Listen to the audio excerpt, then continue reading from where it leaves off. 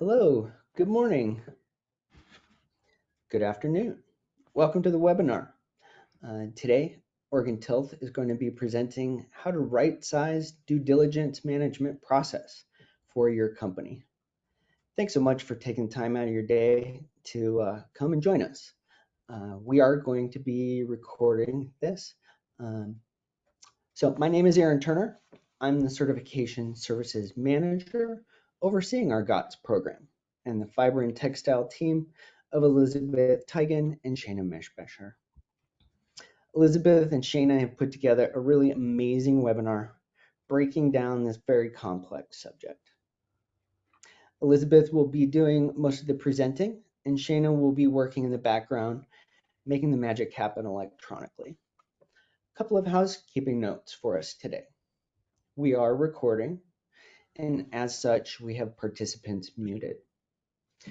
Please enter your questions into the top right corner questions queue. You can see a little comment box with a question mark in it. Put your questions there.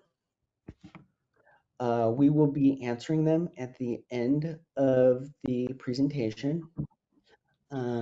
If you're not able to stay for the whole meeting but have a question, go ahead and put your question in. It will be responded to, and we are recording. We will not really be using the chat function during the webinar.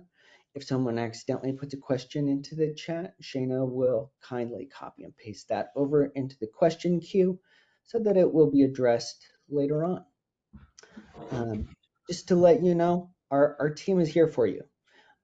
If further conversations or clarifications are needed, reach out to the team at fibertextile.org, at tilth.org, and Shana or Elizabeth will connect with you. After the webinar, we'll be sending everyone an email with links to the presentation slide deck, a link to the recording on YouTube, and links to documents discussed during the presentation. Without further ado, actually, I'm going to do a quick test here. Could someone post a question to the chat for a test? I just want to make sure we're being heard and someone has understood the instructions. All right, wonderful. Thank you so much. You passed.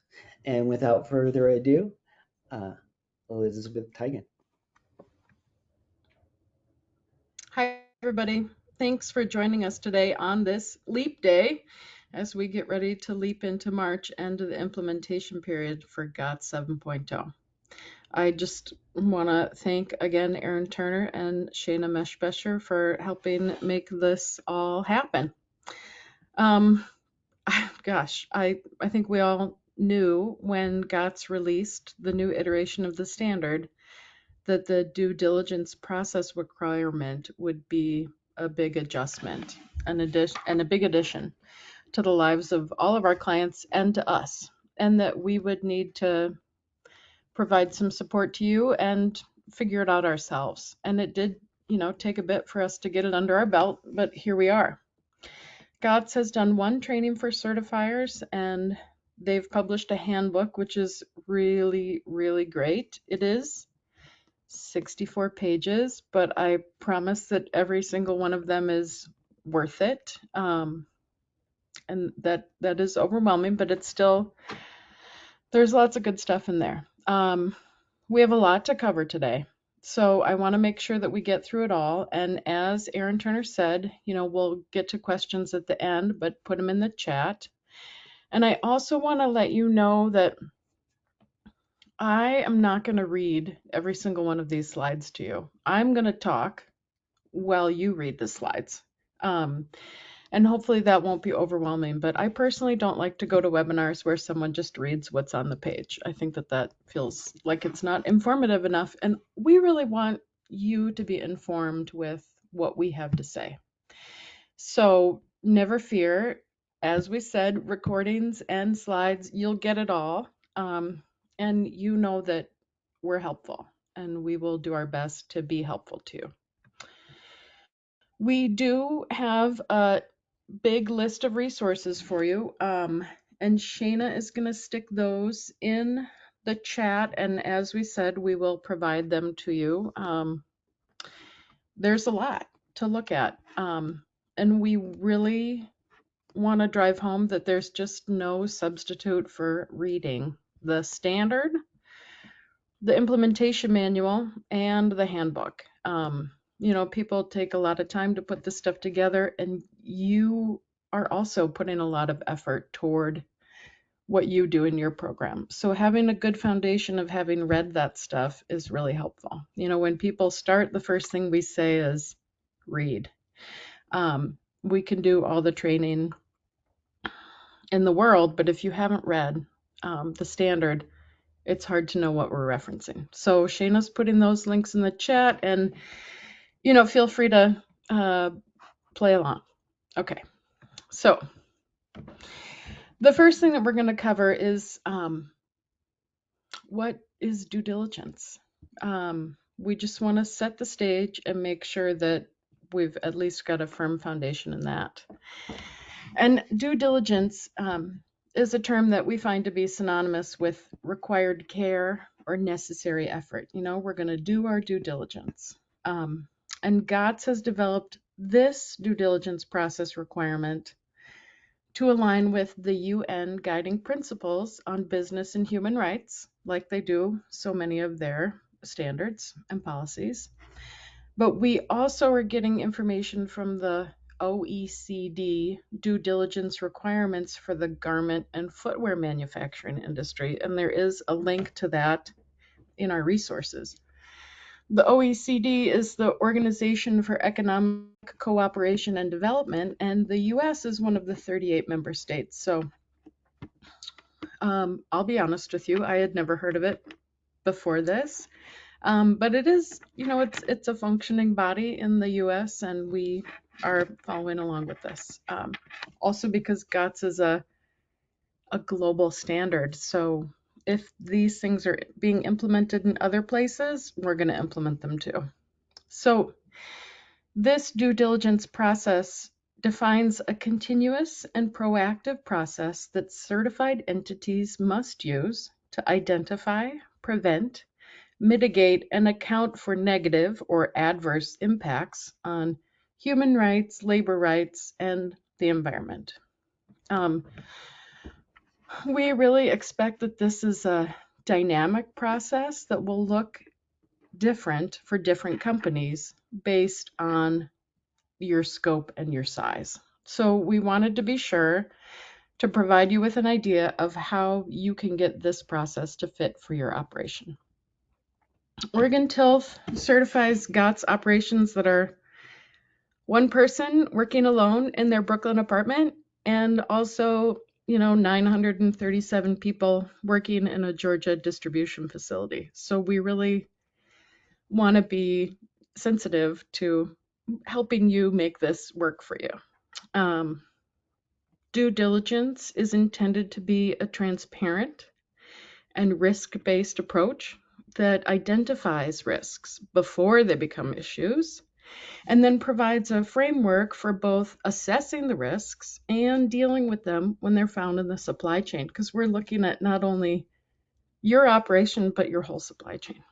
And I will say that it's important to note that we only buy products from GOTS certified entities is a good start, but it'll only take you so far. We really need to see you develop this.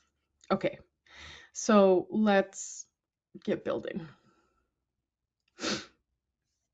The first step to the due diligence process is making sure that you have a responsible business conduct policy.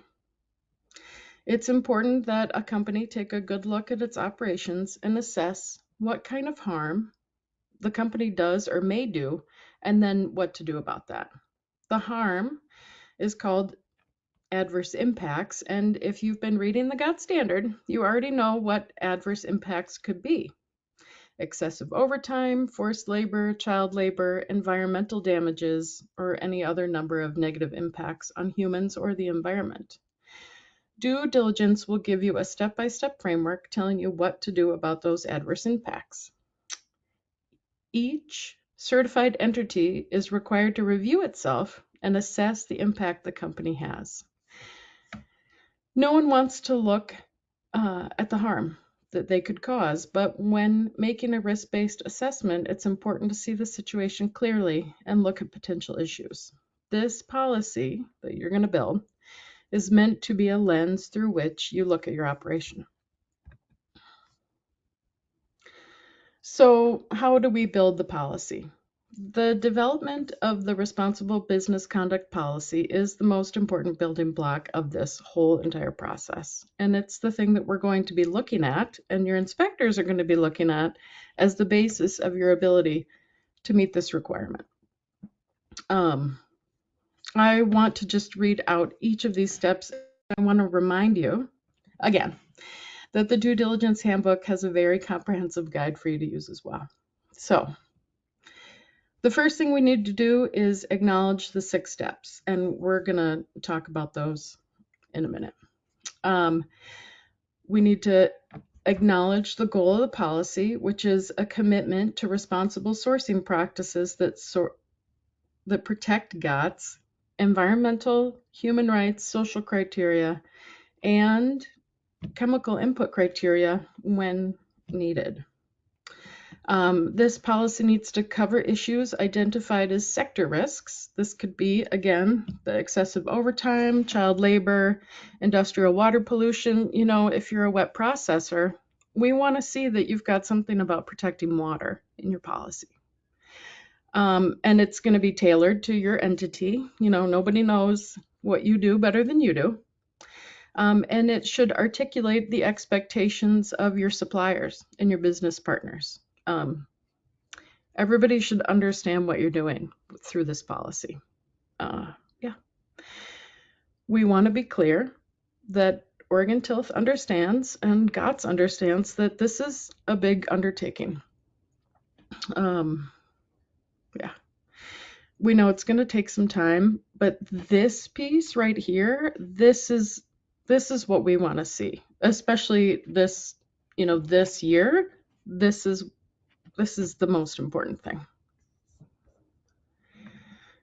So what does right size mean for the responsible business conduct policy? Well, that's just going to match your operation. You'll know when you've covered everything. So let's get into the 6 steps. The 6 steps of due diligence are embedding this policy into the culture of your company, you know, your management systems and everything. We want to identify and assess actual and potential adverse impacts. And often this is called a scoping exercise. We are looking to cease and prevent and mitigate any adverse impacts. You know, when you find bad stuff, you have to figure out how to make it stop and what to do about it. We want to make sure that this is tracked. You know, keep track of what you're up to, all these things. Things need to be monitored. We also want to communicate impacts. That means the good stuff and the bad stuff. And then we want to make sure that you are providing remediation. And that could be cooperating in remediation. So I'm going to take a minute to go through each of these 6 steps and break down each one. Hang on. So the first step is embedding the policy. I guess there's just no easy way to say that the responsible business conduct policy really is the lens through which all of your operations take place. Of course, we know that things have to make sense business-wise, but GOTS and this due diligence means seeing these things through the policy. And that responsibility really comes from the top. And it needs to be communicated to everyone and really become part of the company culture. The handbook is quick to say that you need to make sure that there's adequate funding and time allotted to this requirement. And that's going to mean different things for different size entities. So what does this look like for my operation? Lots of large companies have big management teams and often a board of directors, and the responsible business conduct policy and due diligence process should be undertaken in a way that all responsible people at the certified entity are aware of the process and engaged in undertaking an outcome. A lot of times that means reporting at board meetings or, monthly or quarterly meetings. Lots of large companies already have a corporate social responsibility policy and for CSR, and your responsible business policy can work into that. You don't need to reinvent the wheel. You just need to make sure that all of the pieces of the policy are in there. Uh, mid-size operations may or may not have a board of directors, but at any level, owners and upper management really have to be involved. And a mid-size operation, can be tricky. While you have an easier time embedding the process because of your size and ease of information sharing, it might be hard to find time and money to put toward that. And you just need to really make an attempt to make it part of what you're doing. And we have a lot of smaller operations that have like one or two people involved in the operation. And, at a minimum, small operations should figure out how to have a checklist that shows that they're following steps for embedding the policy and taking care of all these things at a minimum. Okay. So step 2 is identifying and assessing risks. Due diligence is all about a company being aware of and taking action against the harm it might do in the world, the adverse impacts. This is why in step 2 of the due diligence framework, we are asking you to identify the risks in your operation and across your supply chains. What harm are we doing? Or what harm might we do to humans, society, or the environment? You must then assess and prioritize these risks according to their severity and their likelihood, and then next seek to understand the reasons for those risks and examine relationships with your suppliers on the basis of this assessment. It's also important to note that a company conducting due diligence should always consider the unique position of minorities at all stages of the process, and GOTS is quick to say that there should be no shifting of responsibilities. Each company is responsible for its own adverse impacts and risks and needs to take care of them in the ways described. Okay, so what does this look like? Many large companies already allocate resources to employ CSR staff for managing the corporate social responsibility operations. Within these organizations, there's often a dedicated team that handles vendor relations, that oversee the onboarding process and ensure ongoing success of partnerships. This team will be pivotal in conducting that scoping exercise that we talked about and maintaining a continuous assessment of requirements for vendors. It's also crucial to note that CSR policies shouldn't exclusively focus on vendors. Inclusion of employees is equally important, and it's not always, we don't always look at like what's right in front of us when it comes to these kind of policies. We're looking further down, so GOTS really wants to make sure that we're looking in our own backyard too. For mid-sized operations, the assessment involves considering the impacts on their internal staff, again, as well as the operations from which they purchase inputs. The relatively smaller employee base in a mid-sized company often streamlines this process, making it more straightforward compared to, a bigger place. In the case of a smaller operation, hopefully assessing risks can be relatively straightforward. Employing a checklist, again, from the due diligence handbook or making one for yourself can serve as a simple yet effective method for tracking potential risks. This streamlined approach is well suited to the scale and nature of small businesses, ensuring a comprehensive evaluation without unnecessary complexity. Okay, step 3. You've assessed the adverse impacts caused by your company, but don't stop there. What are you going to do about it? Step 3 involves ceasing, preventing, and mitigating adverse impacts. We need to make sure that we stop any behaviors that are high risk and that impact the environment, women, minorities, water. Anything you find that you can stop, please do. And it's also important to ensure, of course, that adverse impacts are prevented. Prevention is about building a culture of respect. Respect for human rights, the environment, and the certified entity's workforce and supply chain.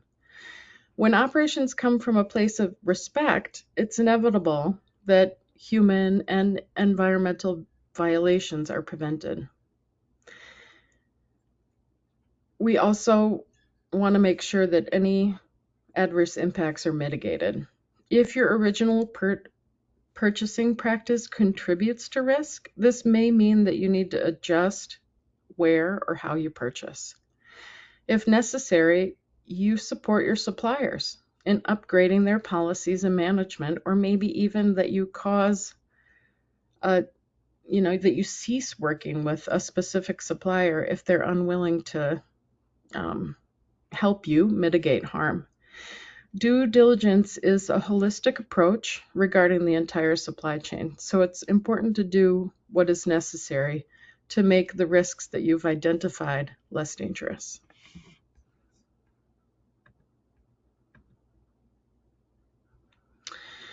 So, what does this look like for my operation? I think it just really depends on what you find.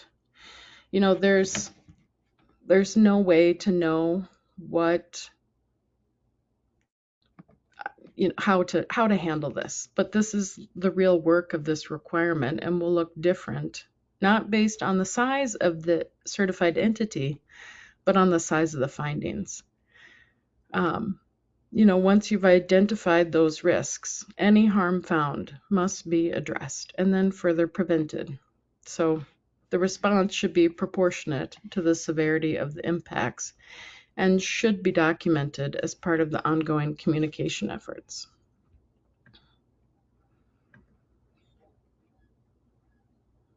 So, all these steps flow logically from one to the next. You've done all this work, now keep track of it, show your data. How you do this tracking will depend on the nature and size of your company. You can do it all through quality assurance mechanisms, through your key performance indicators. We love our KPIs, through internal audits or any sort of ways that you can figure out to go about that. And we know that it's going to take time to do that tracking and implementation and probably to see results. But we want to make sure that if you are reviewing what you've done and things aren't changing, adverse impacts aren't moving, then you need to figure out how to do that so that tracking and implementation really becomes a good tool.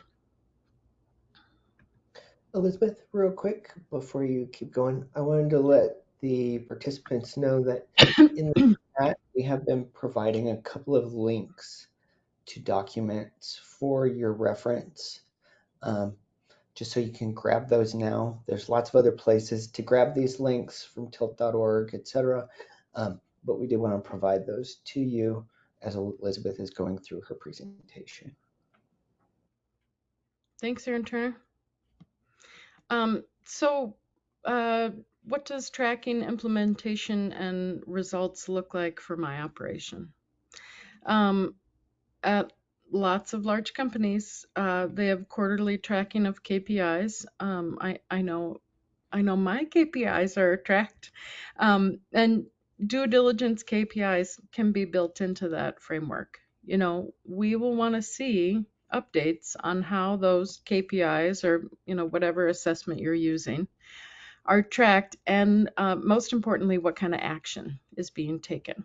What's being implemented because of what you found through your scoping and how you're tracking.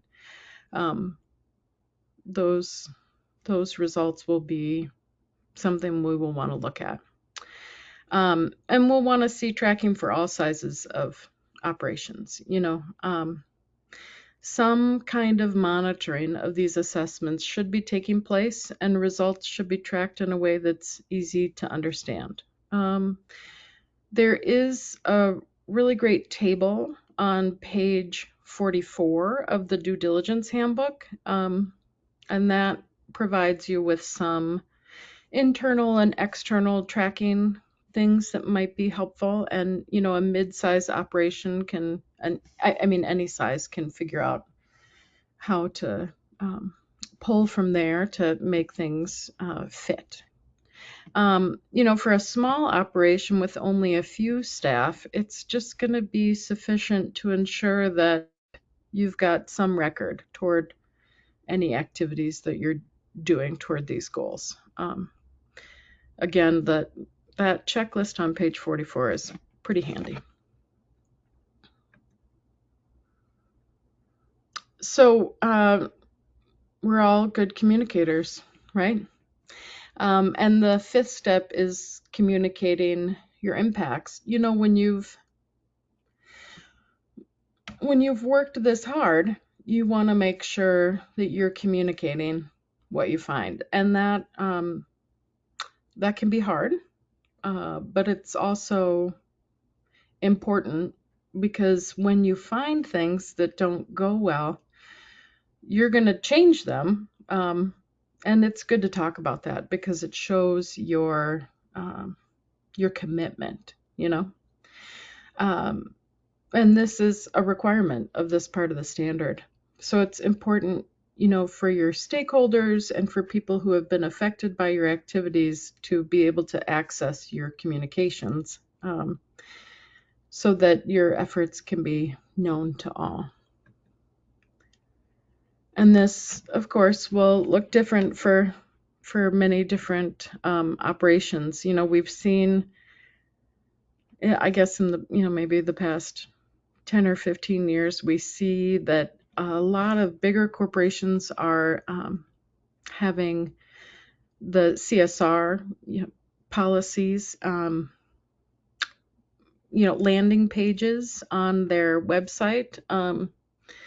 I did find a really great example of an entity that's not certified to GOTS that I wish would be, but I'm going to have Shayna drop the link in for this one. It's Chargers. They're a multinational corporation that's involved in wool processing, and their website has a whole entire landing page that's dedicated to their efforts towards sustainability. Another, let's see, like a little bit smaller of a website to look at that just has a single landing page is a Danish GOTS certified organization called Tekla, and they just have, like a one-page drop-down that has that information. We see people sharing things on LinkedIn and sharing things through social media. Smaller operations might not have the staff to support that kind of high-level communication, but maybe like a quarterly newsletter would be helpful, or putting something up on the bulletin board in the office, just so that people know that you are doing something. Okay, we're almost to the end of the steps. Step 6 is, maybe one of the biggest steps, and that's remediate accordingly.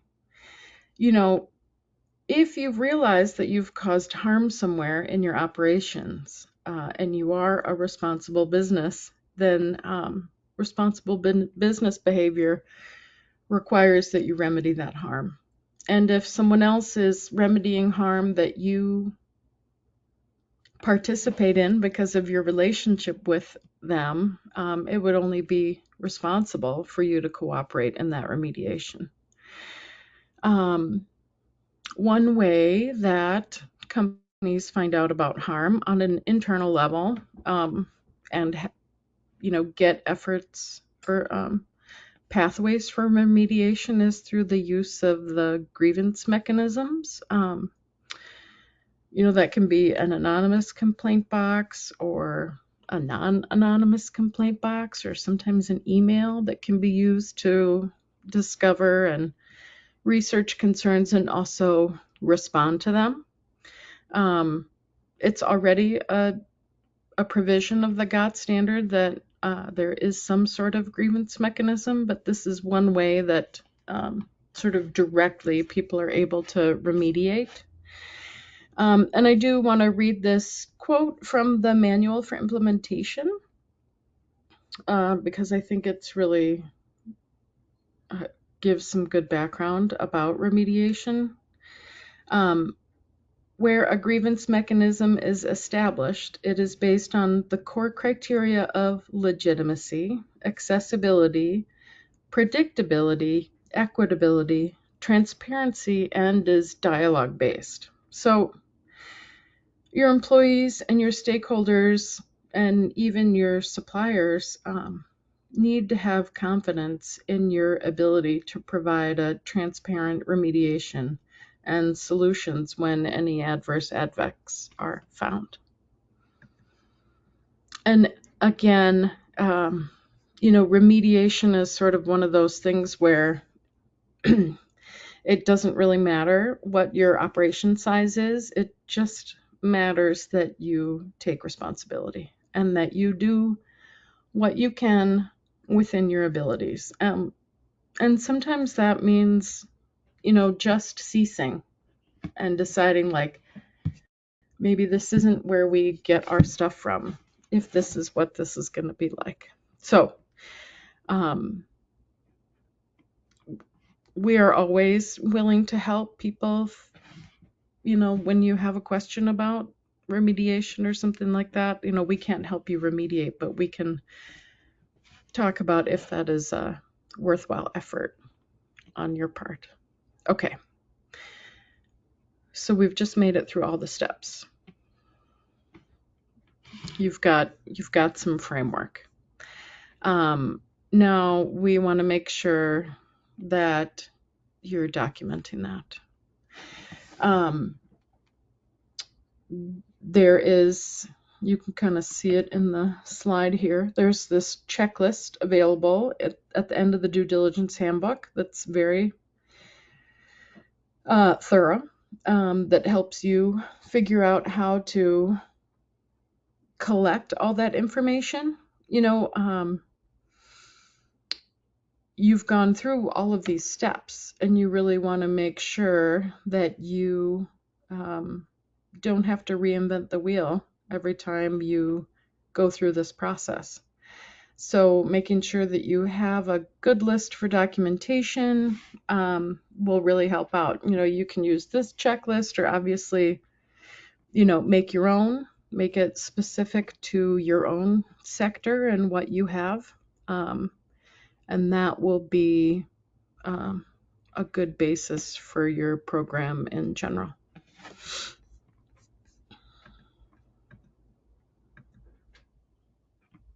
Okay, so to sort of round out this conversation about developing the due diligence process, we wanted to reflect on the FT10, which is the form that everybody received when we sent everything out. And this form is really a cheat sheet.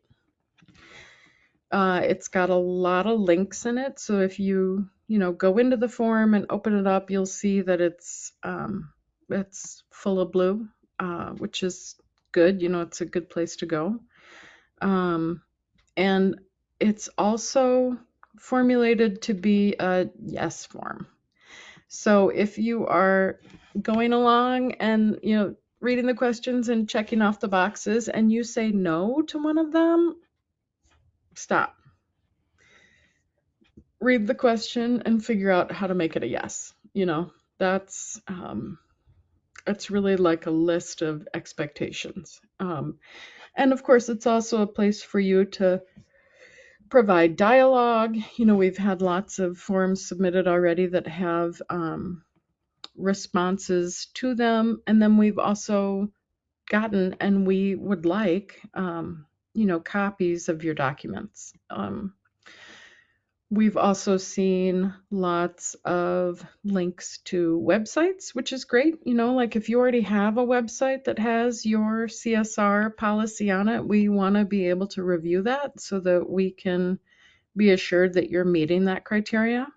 And the FT10 and your policy in general is going to be a living document. We don't expect you to make something and have that be the end of it. It's all continual improvement, right? For sure. Okay. Oh, okay. I hope you feel like you can do this, or at least start. As I said, we know that due diligence is it's a process for implementation for all of us. And as long as you have a policy and you are moving toward developing something, you're going to be in a good place. So, we want to make sure to touch on a couple other parts of 7.0. And I want to say that I didn't pick everything. I just picked 3 of the sort of bigger things, but definitely if you have questions about what you're doing to meet the changes in 7.0, please don't hesitate to reach out. So the first thing we're going to look at is the living wage gap assessment. Here we've got this nice picture of the living wage calculator from the MIT, which you probably don't know this, but GOTS has this whole big formula about assessing a living wage. And in the US, we said, hey, how about if we just let people use this MIT living wage gap assessment tool? And they said, oh, great, sure, go ahead and do that. So you are already calculating your wage gap. And now, hold on to your hats. GOTS is asking you to come up with a plan to reduce the gap. They're not saying start paying people a living wage tomorrow if you are not, and lots of you already are. But it's a hard thing to do in some sectors, I'll say.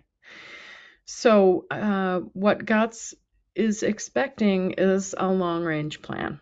They want to make sure that we are looking toward what it looks like to pay people a living wage. So that's a big update.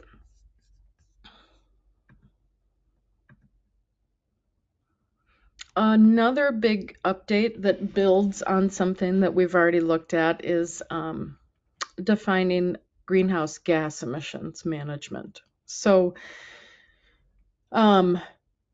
We are already asking you to assess the amount of energy per kilogram of textile that are being produced or managed through your system. And here, GOTS is requesting that each certified entity defines a greenhouse gas emission management plan. And we've got a link here to an EPA document, and we will make sure that there is a link for a calculator for greenhouse gas emissions, and that calculator can look at scope 2 emissions. We don't have a lot of entities that are producing emissions, that each facility is making. We have a lot of people that use electricity, and so that's an indirect, or what they call scope 2 emission, and that is something that GOTS wants to see people develop a plan to diminish greenhouse gas use. And then GOTS is also asking for us to make a plan for scope 3 emission reduction. And scope 3 emissions are those that are created by your downstream suppliers. So that's going to be, whoever you're purchasing products from or whoever you're obtaining raw materials from. And that, you need to figure out who that is and what their emissions look like, and then long range, how you can support them to reduce those. We created the OTCO OSP update form, which again, you were sent out with the FT10. And we created this as a self-assessment for you to ensure that you're meeting the changes to GOTS 7, from 6 to 7. Us here in the background at Oregon Tilth, we developed new forms. They're not that different, but they do, assess and take into consideration all of the changes between 6 and 7, and you aren't required to fill out new forms, although you can if you want to. But you could also fill out this self-assessment form, and maybe you decide that you really should fill out an extra FT3 because you've had so many changes to your materials or something like that. But this is basically, a collection of critical control points for you to look at and make sure that you're meeting requirements, because, starting tomorrow, we expect that people you've had these for a while, that you're well on your way. And I do want to acknowledge that there's no NA button or, box, but if if it's not something that you're needing to change, then just don't click any boxes. And please attach any additional documentation that you need to. And let's see. Oh, good. This page shows up. This is, again, more resources. When you get it, it'll be full of links, and you can click on those. And here's a little picture of me and Shayna just waiting for your questions. And we are happy to take those questions at the Fiber and Textile email. I just really want to encourage people to use the Fiber and Textile email, especially when we're looking at requests, product additions, responses to non-compliances, or requests from inspection reports. All of that stuff comes in, and we make action items in our little database, and we track our KPIs that way. So we want to make sure that we are meeting you and your needs, and the fiber textile email is really the best way to do that. Plus, there's more than just one person looking at those emails, so that's also really helpful. Okay, let's see. Thanks for being here. And we will look forward to some questions and this beautiful picture of Sally Fox's. I think that is maybe her Coyote Brown cotton. And thank you so much for being here and being with us. And now, questions? I think, Yeah. can I turn off the presentation now and come back? Yep. Turn it Okay, off. thanks all. Wonderful job, Elizabeth. Thank you so much for sharing all that diverse information about due diligence and GOT7 updates. We've provided some links in the chat, and we actually have no questions posted. What? And yeah. That's not true. We just got a great question. Oh, great. Go ahead. Yeah, let me chime one in from Teresa. How does this affect purchasing of finished products? Great question. Sure. Yeah. One thing that you'll need to do is talk to your supplier and work in there. We're all certified to GOTS, right? So if you're purchasing products from a certified entity, then we will expect that they have also undertaken this and that they can provide you with a level of their own due diligence and that you have an understanding of how that works into your system is what we're really looking for. Just to add to that, once implementation goes into effect tomorrow, all certifiers are required to issue any new certificates under GOT7. So those new certificates that'll list products issued after tomorrow. So if there's a new product added after tomorrow, you should be seeing that on a 7.0 certificate from their certifier. Thank you, Erin Turner. That's such a good point. We're right there. This is all new for everybody. Yeah. Can we get any more questions? Anyone, feel free to chime in. And of course, our team is always available, and it's very helpful when you hit us up at the team email if you don't think of anything now. But that was a great question. I'm not seeing anything roll in just yet, but I can add to this a little bit. So just reminding everyone of certification process, like from fiber grown, harvested, and ginned. So from ginned to finished product, everything should be certified. And so each link in that chain is certified maybe by a different certifier. And so in our certification processes, we accept the certification decision made the step before us.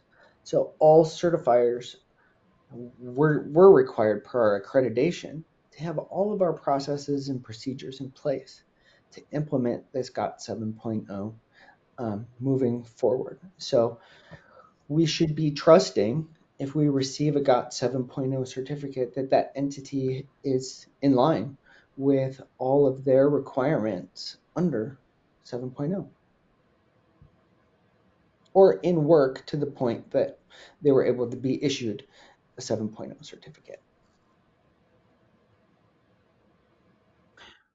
And I would like to say that if you have not filled out an FT10 and have not filled out an OSP update form, please do that as soon as possible. We haven't given a hard deadline for those except to say that we would like them before your next inspection to provide you with some time to assess your operation. And I'm not sure that I said this for some reason. I was supposed to, but if you have multiple facilities, and you have multiple subcontractors, we also need the FT10 form for those facilities and for those subcontractors. So please be sure to submit those as well. And a friendly reminder with that, Elizabeth, you were clear on how they need to do that, but you know, sometimes it's a little hard to sort through what people send in when it's labeled screenshot with a date on the end. If you would be so helpful, let us know what you're submitting and label the file that way and send it the whole package all in one email to us, because then we aren't searching our inbox for a missing document. It's very helpful when the whole package comes together. So yeah. Yeah, I'm not seeing any more questions.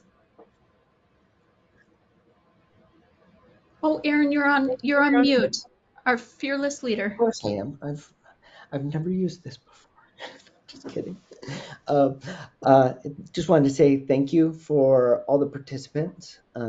This was well attended. Thank you. We'll be sending it out to you in a beautiful email, just as you receive the invite to attend. And again, any questions, reach out to the team. Happy to help you. Yeah, Okay, we've got one more good question that perfect. rolled in. Yeah. So our warehouse facility under our FT10 need a separate FT10 form for each location. I originally understood it was only the registered organization. So that's a great question. Maybe if you can just break that out or explain it a little clearer about the Sure. FT10 location. Yeah, I would say that uh, if your facilities are managed by you, then an FT10 for one place would be like the original registered organization would be okay, as long as you note on the form that it is for all of the facilities. I would say that if there are subcontractors and people who are not managed by your operation, then they should fill out their own FT10. Great one. Thanks for asking that. Oh, and we got a thank you back. Excellent. Okay, good, great. Great. Okay, Again, don't hesitate to send in questions. We're here for you. thanks for being here, all. Great job, Elizabeth and Shayna. Thank you so much.